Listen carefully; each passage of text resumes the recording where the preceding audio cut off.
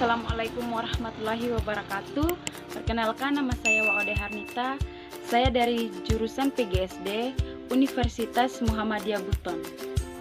Baik, di sini saya akan membuat video mengajar materinya tentang hakikat komunikasi dan tertulis.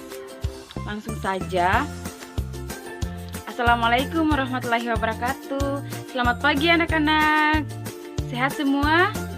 Alhamdulillah sehat ya. Ada yang tidak hadir hari ini? Oh bagus, hadir semua ya. Baik, sebelum kita belajar, kita berdoa terlebih dahulu. Berdoa dimulai ya. Berdoa selesai. Baik anak-anak, hari ini kita belajar tentang hakikat komunikasi tertulis dan lisan. Sebelum kita masuk dalam materi, Ibu mau bertanya, di sini ada yang tahu tentang hakikat komunikasi lisan dan tertulis? Ya, belum ada ya. Ibu akan jelaskan hakikat komunikasi tertulis dan lisan ya. Baik, saya akan menjelaskan hakikat komunikasi lisan dan tertulis. Pertama-tama, pengertian komunikasi.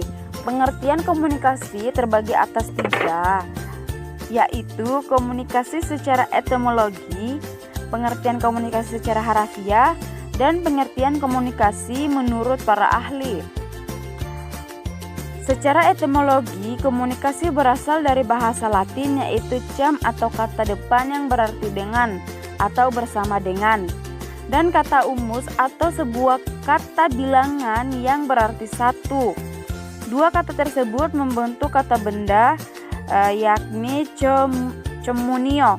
Communio ini dalam bahasa Inggris disebut sebagai communion, yang memiliki arti yaitu kebersamaan, persatuan, persekutuan, gabungan, pergaulan atau hubungan.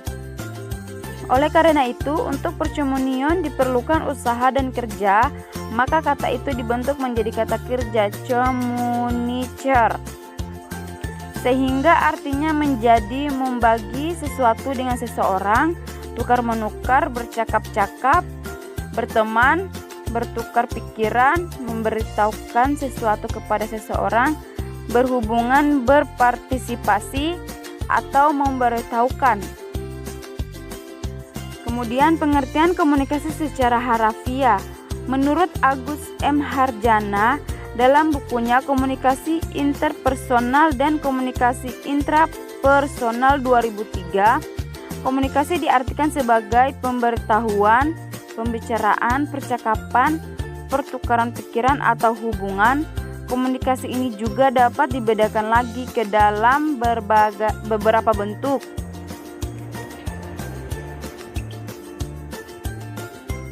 Pembagian komunikasi dari segi penyampaiannya dan komunikasi lisan maupun tertulis dari beberapa sumber kini menambah komunikasi elektronik.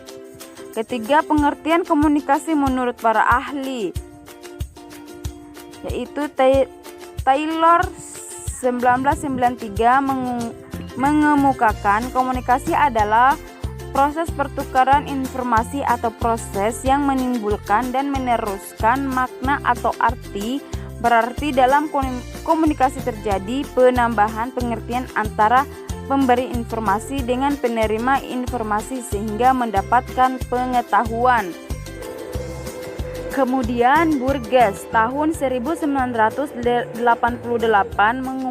mengemukakan komunikasi adalah proses penyampaian informasi, makna, dan pemahaman dari pengirim pesan kepada penerima pesan. Hal ini berarti penerusan informasi dari pengiriman pesan kepada penerima pesan dalam komunikasi. Kemudian Yuwono tahun 1985 mengemukakan komunikasi adalah kegiatan mengajukan pengertian yang diinginkan dari pengertian informasi kepada penerima informasi dan menimbulkan tingkah laku yang diinginkan penerima informasi.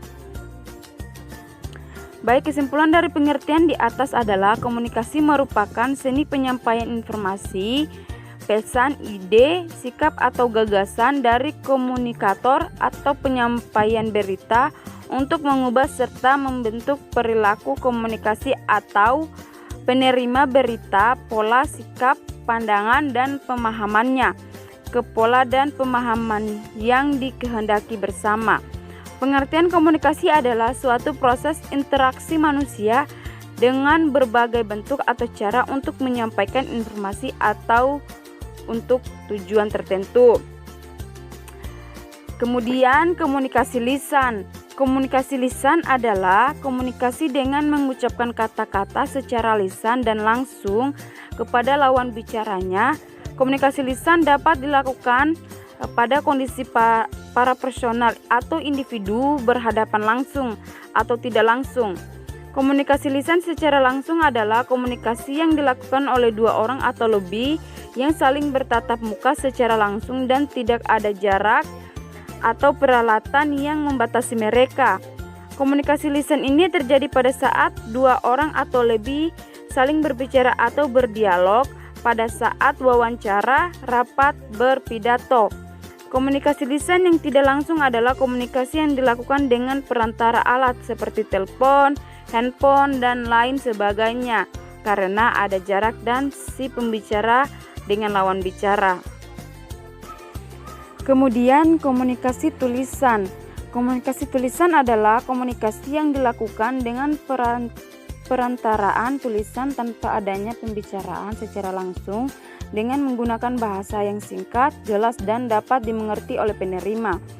Komunikasi tulisan dapat dilakukan melalui tulisan seperti yang dilakukan dalam surat menyurat, melalui surat menyurat, SMS, surat elektronik, pos, telegram, fax, email, dan sebagainya.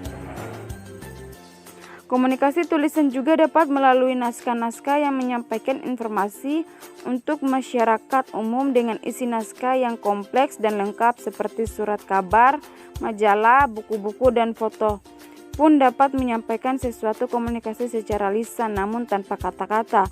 Begitu pula dengan spanduk, iklan, dan lain sebagainya.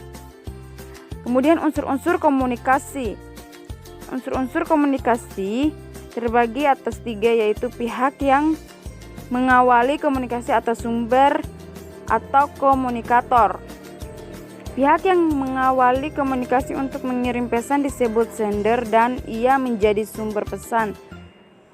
Pengiriman yang dimaksud di sini adalah orang yang masuk ke dalam hubungan baik interpersonal dengan diri sendiri, interpersonal dengan orang lain dalam kelompok kecil atau dalam kelompok besar. Kedua, pesan yang dikomunikasikan atau message, content, information.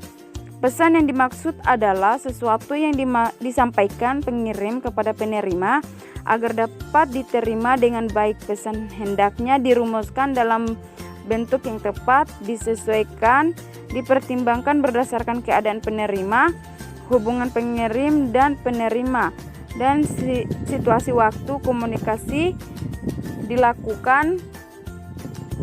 Ketiga, media atau saluran yang digunakan untuk komunikasi dan gangguan-gangguan yang terjadi pada waktu komunikasi dilakukan. Nah, anak-anak, baik, itu pengertian hakikat komunikasi lisan dan tertulis. Jadi komunikasi itu sangat penting dalam kehidupan sehari-hari. Dengan kita berkomunikasi dengan orang lain, kita bisa saling berinteraksi dan bersosialisasi dengan baik. Baik, itu saja yang kita pelajari hari ini. Ibu akhiri. Assalamualaikum warahmatullahi wabarakatuh.